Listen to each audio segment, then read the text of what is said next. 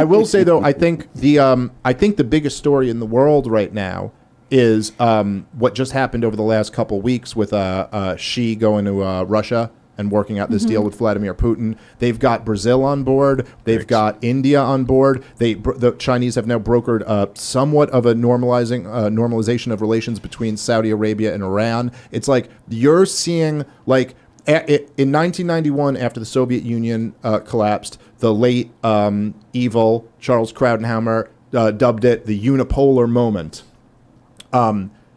It seems like we're witnessing the end of the unipolar moment. Like we're no longer in just an America-dominated world. And it's quite something. It's just like the hubris of all of these war hawks in D.C. that 1 year into this war in Ukraine, and you're like, ooh, that's not how the plan was supposed to go, now is it?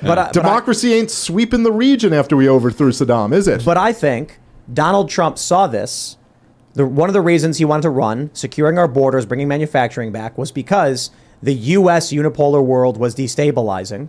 And the only way that people like Hillary Clinton and the deep state were able to maintain it was by further spreading thin, expending resources, and it was crumbling.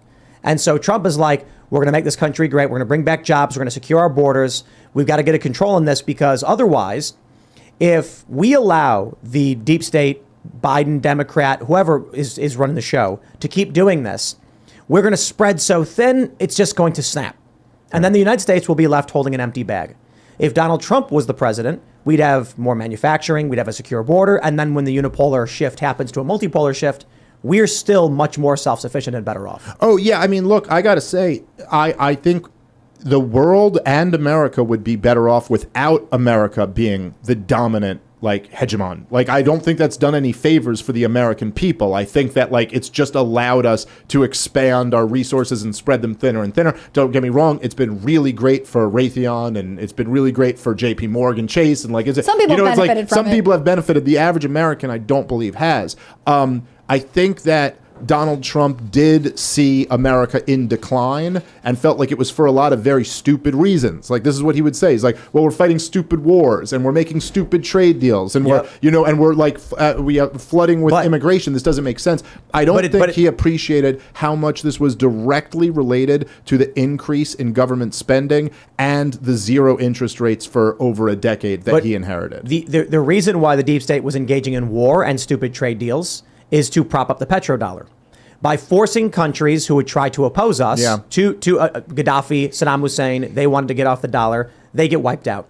The reason why we were doing these awful trade deals, the simplest example, way to understand this, is the Pakistani gender studies grant. It was like $12 million for gender studies programs in Pakistan. Now, everyone laughs and says it's the stupidest thing I ever heard, but the idea is, if the U.S. can print the money and give it out, it maintains confidence in that currency. It may weaken it through inflation, but it makes sure those people use it. So you'll get this country, you'll get Pakistan getting this money. Of course, that money's not going to gender studies. They're going to steal and they're going to use it for whatever they want. But if you get a guy who was just given $1 million, he wants that $1 million to be worth something. So he goes to another guy and the guy says, I don't want US dollars. And he goes, I only trade in US dollars because I'm rich and I got US dollars. Okay, fine, we'll use US dollars.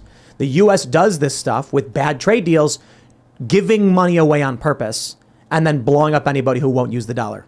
Yeah, but that's over. That's over. Well, it seems like it's the beginning of the end for the petrodollar. Now, what exactly that's going to mean, I don't know, but it's big. They're talking about the CBDC starting the central bank digital currency in July now. There's been a lot of talk of this. And they're trying to gauge it. And this is why I say it's the most important issue to spread awareness about right now, so that people go listen, under no circumstances do you go for this, because what's going 100%. On right now, and this is something that happens a lot, is they put these feelers out and they gauge how much resistance there is to this. But the white pill in all of this is that if there's too much resistance, they will pull back this idea. If you remember, Joe Biden floated out national vaccine passports. Yep. And they float this out through their corporate press outlets, and they go, "Oh, we're talking about this." And then there was a big uproar about it, and then they pulled it back. They go, "No, we were never talking about doing that." Never talking about that. Obama announced that we were going to invade Syria. There was a huge pushback to it, and he pulled it back. We didn't invade Syria. We only covertly funded ISIS, but that's a story for another day. But even with SOPA, if you guys remember the original plan of regulating the internet, and HIPAA. Yes, that's right. They floated this out. There was too much resistance, and they pulled it back. So there is actually a lot of power. There's a reason why they try to propagandize people. There's a reason why they use propaganda, because they recognize that they actually do have to like have at least a level of tacit support to get these policies through. So like the central bank digital currency is the big one right now to me. Like oppose that as vocally and as loudly as you can. So they feel like they have to pull this back, because that's game over for us. That's game over. Unless there's a major crisis.